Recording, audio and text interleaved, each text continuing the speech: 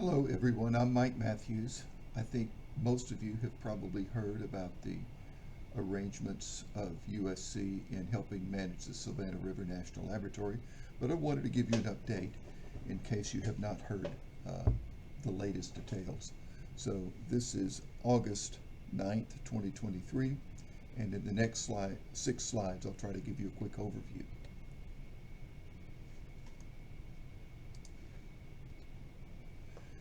Some history.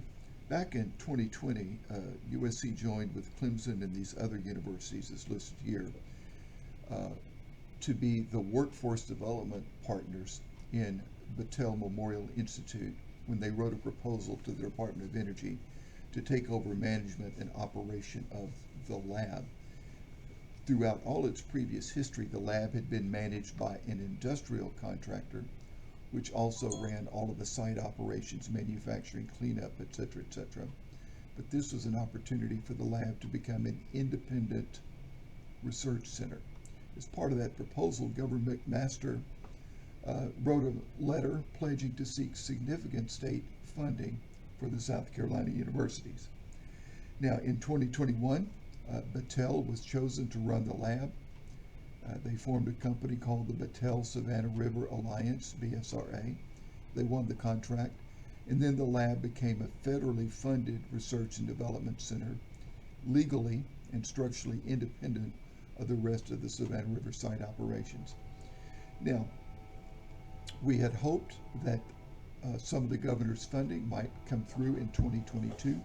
It did not happen in that legislative session, but it did happen in this session that's just passed. So the legislature authorized $40 million to the three universities, $16 million each to USC and Clemson, and $8 million to South Carolina State to do workforce development. And starting then and continuing probably through about November, December, the three South Carolina universities are going to be writing a single joint plan that has to be approved by Battelle and the Savannah River Lab. It has to go through the Commission on Higher Education Board for approval and a couple of other state funding agencies. And I'll just say that the three universities have met with each other. We've met with the Commission on Higher Education. This is going to be a collaborative and I think a friendly and supportive process, and everything is looking good so far. It just will require a lot of meetings to get everything done. Now, what does workforce development mean? In the original proposal, the universities involved, including Georgia and Georgia Tech, this was all one big proposal representing all the universities, we discussed a 6-tiered workforce development initiative. Continuing professional development for their employees could be short courses and things like that, or degrees. Postdoctoral scientists, domestic postdocs are very important for the lab to recruit their future staff. It's important to note that the Savannah River Lab, because of the type of work it does, requires a domestic workforce. The third tier was graduate students, the fourth undergraduate students, the fifth technicians and those sorts of folks that they hire, and sixth, really a pre-college outreach to teachers and students to try to build the STEM and related pipeline that they need. Now, when the legislature passed the funds, this was the wording in their budget proviso. The funds have to be expended collaboratively to conduct research partnerships and develop workforce training, and et cetera, as you can read there. So we are writing a single joint plan with Clemson and NC State with the help of the commission and the lab to go forward with this. Now, as we start looking for a workforce, whether we're recruiting students or trying to recruit new faculty hires, we do need to have an understanding of the mission of the Savannah River National Laboratory. Now, as they have presented this to the Department of Energy, their sponsors, they have 3 high-level mission areas and 1 or 2 strategic goals underneath each one. So the first mission area is called environmental management and legacy management. And that's important because these are 2 related but different offices within the Department of Energy. Right now, the formal legal administrator or overseer of the lab is the Department of Energy Office of Environmental Management, EM. And they're to provide applied science and engineering for EM and LM. Environmental management basically is cleanup. Legacy management basically is watching over sites that have been cleaned up. They think the disposition is good, but they have to continue monitoring for many, many years in the future. So that's the first mission area. The second mission area is national security, and the lab expects significant growth in funding because of this, and if we work effectively with them, we will also realize significant growth in our federal funding. So underneath that, the lab is to provide applied science gaps for non-proliferation and otherwise supporting the government in national security, and then become the central technical authority for tritium and for supporting plutonium pits. The site has manufactured tritium for decades. The manufacture of plutonium pits is a new mission that's coming to the site, and the lab will support that mission. The third area is really aspirational.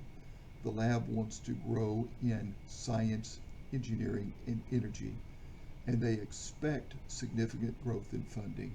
And this is really an opportunity for the university to collaborate with the lab in this area. They do not have a very large funding portfolio with other Department of Energy offices, such as the Office of Science, the Office of Energy Efficiency and Renewable Energy, and things like that, but they want to grow in that area. And so the sub-goal, which really is aspirational right now, is to align their science and energy security programs, and by focusing their system performance on energy generation and use in various applications, including cyber physical systems. So energy, it's the Department of Energy Lab. Energy is going to be kind of the central theme around which to build science and other technologies. And if you were to look at their full strategic plan, there are several sub-goals under each mission area. So those are their three mission areas. The lab has also articulated what they think are their core competencies. What do they do? What do they do best? What do they do really well compared, say, to the other Department of Energy laboratories? And there are 6 of these. This is what departments need to think about if they want to grow their research in collaborations with the Savannah River Lab. So, just reading from the top, one core competency is accelerating remediation, minimizing waste, and reducing risk. So this appeals to DOE environmental management and other DOE offices. There is an Office of Advanced Manufacturing, for instance. So any new manufacturing processes for getting rid of waste could possibly be of interest to other DOE offices as well. There is assuring production and supply of strategic materials and components. So there's your tritium, deuterium, and materials and components necessary for that mission. Enabling next generation nuclear materials processing and disposition. There's a lot of waste at the lab, and by the way, the lab is the one and only environmental lab for the entire Department of Energy complex. So they are doing research and developing expertise for all of the DOE complex, not just for themselves. So for instance, there's a good deal of nuclear material waste that needs to be processed. There are potentially valuable isotopes that can be separated out and used for other purposes like detection or medical applications in there. There is sensing, characterizing, assessing, and deterring nuclear proliferation. This is a core competency that appeals very much to the DOE National Nuclear Security Administration. Looking globally at materials that might be used in nuclear warfare, trying to find those, characterize them, and deter nuclear proliferation. That's a national security mission. We have creating manufacturing solutions for their sponsors, EM, in an essay, and also, again, more aspirational in energy security. The lab, for instance, has been given a large role to play in future fusion energy. And then finally, this mission area is, or this core competency rather, is securing connected control systems and their associated data.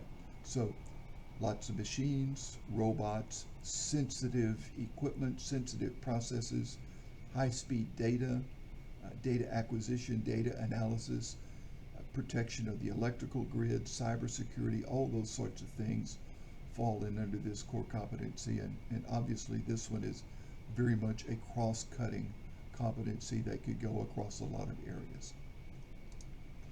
Now, internally, what are our goals for this $16 million? And this is my thinking. I've met with various university administrators, and so far so good on this.